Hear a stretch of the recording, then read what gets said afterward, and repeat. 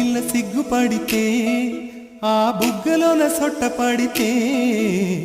ఎంత గ్లామరో హల ఎంతెంత గ్లామరో హల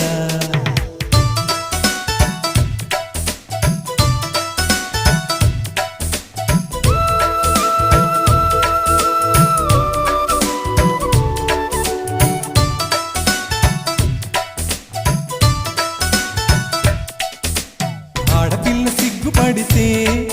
ఆ బుగ్గలోన సొట్ట పడితే ఎంత గ్లామరో గల